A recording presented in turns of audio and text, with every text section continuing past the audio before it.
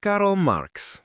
Nama ini mungkin adalah salah satu yang paling berpengaruh, sekaligus paling kontroversial dalam sejarah manusia. Dia bukan seorang raja, bukan jenderal perang, dan bukan pemegang kekuasaan. Namun, buah pikirannya telah menggerakkan miliaran orang dan mengubah peta politik dunia selamanya. Hari ini, di Kronika Inspiratif, kita akan membedah perjalanan hidup sang pelopor sosialisme ilmiah ini. Lahir pada tahun 1818 di kota Trier, Jerman, Karl Marx tumbuh di tengah keluarga ahli hukum. Pada usia 17 tahun, ia masuk ke Universitas Bonn untuk belajar hukum, sebelum akhirnya pindah ke Universitas Berlin. Namun, jiwanya lebih terpanggil oleh filsafat. Ia pun berhasil meraih gelar doktor filsafat dari Universitas Jena. Karena pandangan politiknya yang dianggap radikal, Marx tidak bisa mengejar karir di dunia akademis. Ia pun menceburkan diri ke dunia jurnalistik dan sempat menjadi redaktur sebuah surat kabar di Kolonya. Namun tulisan-tulisannya yang tajam menyeretnya ke dalam berbagai kesulitan hingga akhirnya ia dipaksa pindah ke Paris. Di Parislah takdir mempertemukannya dengan Friedrich Engels. Pertemuan ini melahirkan persahabatan intelektual paling luar biasa dalam sejarah. Keduanya terikat oleh persamaan pandangan politik yang kuat, membentuk sebuah dui tunggal yang tak terpisahkan hingga akhir hayat. Namun, ketenangan Marx di Paris tidak bertahan lama. Ia diusir dan harus pindah ke Brussel. Di kota inilah, pada tahun 1847, Marx menerbitkan karya besar pertamanya, The Poverty of Philosophy atau Kemiskinan Filsafat.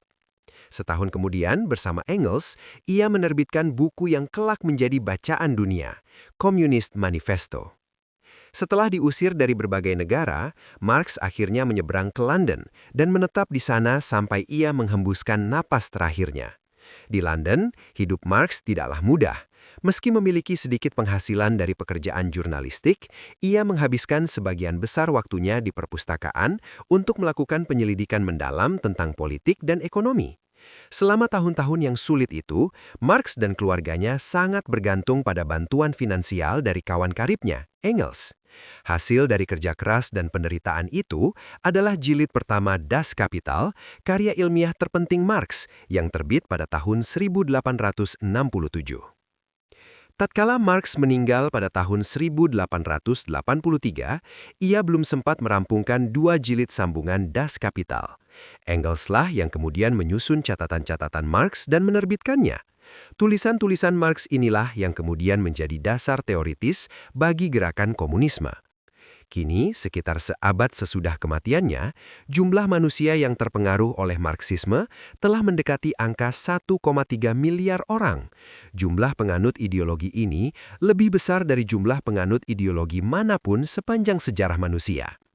Namun muncul sebuah pertanyaan, seberapa besar sebenarnya peran Marx dalam praktik politik negara-negara komunis modern? Banyak yang menilai bahwa politik pemerintahan seperti di Uni Soviet atau Tiongkok lebih banyak dipengaruhi oleh langkah-langkah praktis tokoh seperti Lenin dan Stalin daripada naskah asli Marx sendiri. Seringkali orang menuding bahwa teori ekonomi Marx memiliki banyak kekeliruan. Beberapa ramalannya pun terbukti meleset oleh waktu. Marx meramalkan bahwa kaum buruh di negeri kapitalis akan semakin melarat. Namun kenyataannya standar hidup mereka justru meningkat.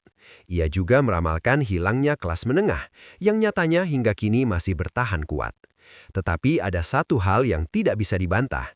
Terlepas dari apakah teorinya benar atau salah, arti penting seorang filosof bukan hanya terletak pada kebenaran pendapatnya, melainkan pada apakah buah pikirannya mampu menggerakkan orang untuk bertindak atau tidak. Dalam hal ini, Karl Marx telah membuktikannya. Ia telah menggerakkan jutaan tangan, meruntuhkan kerajaan, dan membangun sistem pemerintahan baru. Ia tetap menjadi salah satu tokoh paling berpengaruh yang pernah ada di bumi. Bagaimana menurut Anda? Apakah pemikiran Marx masih memiliki tempat di dunia modern saat ini? Tulis pendapat Anda di kolom komentar.